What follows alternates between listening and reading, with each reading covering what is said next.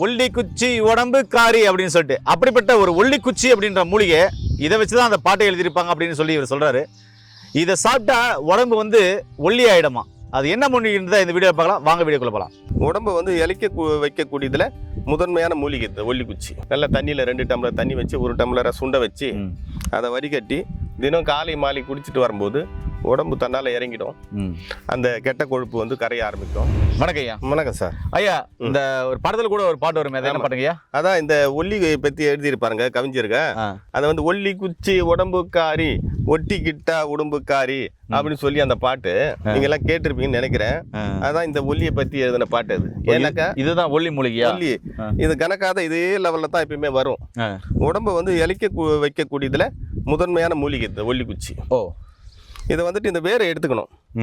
இதை கூட போட்டுக்கலாம், ஒன்றும் தப்பு இல்லை. வேரை எடுத்துட்டு வேரை தோண்டி எடுத்துக்கிட்டு இதோட நீர்முள்ளி, லெமன் கிராஸு, அடுத்து வந்து தர்பப்புல், கொள்ளு இதெல்லாம் சேர்த்துக்கிட்டு சம எடை தான் அப்படியே பவுடர் லேசாக பவுடர் பண்ணிவிட்டு 1 ஸ்பூன் சீரகம் போட்டு இந்த 5 பவுடரும் 1 ஸ்பூன் போட்டு நல்லா தண்ணியில் 2 டம்ளர் தண்ணி வச்சு 1 டம்ளரை சுண்ட வச்சு அதை வடிகட்டி தினம் காலை மாலை குடிச்சிட்டு வரும்போது உடம்பு தன்னால் இறங்கிடும். அந்த கெட்ட கொழுப்பு வந்து கரைய ஆரம்பிக்கும். அதே போல் சில பேருக்கு நீர்னால வீங்கி இருக்கும் உடம்பு, அந்த நீரையும் எடுத்துரும். நீரை எடுத்துட்டு உடம்பை வந்து இளைக்க வைக்கிற தன்மைக்கு வந்து இந்த ஒல்லி குச்சிக்கு உண்டு. இது மாத்திரம் இல்லை, இதில் அந்த காலத்தில் பெரியவங்க வந்து பானையில் சோறு ஆக்குவாங்க. அப்போ சோறு வடிக்கும் போது இதை நல்லா இது வரையும் கட் பண்ணிடுவாங்க. இது வரையில கட் பண்ணிட்டு 2ஆக மடிச்சிடுவாங்க.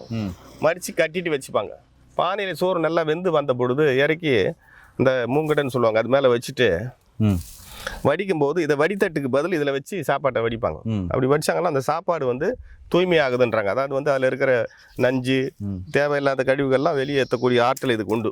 இந்த சிறு கசப்பாக இருக்குல்ல, இந்த ஆற்றல் இதுக்கு உண்டு. அப்போ அதில் சோறு வடித்து அந்த சோறை சாப்பிடுவாங்க. நானும் சாப்பிட்ருக்கேன், எங்கள் பெரியம்மா வீட்டில் செய்வாங்க, நானும் சாப்பிட்ருக்கேன். அது மாதிரி ஒரு நல்ல மூலிகை ஒல்லி குச்சி. ஒல்லி குச்சி இது சாப்பிடலாம் ஐயா? சாப்பிடக்கூடிய மூலிகை தான். சாப்பிட்டு காமிங்க நண்பர்களே. அவரும் சாப்பிட்றாரு பாருங்க.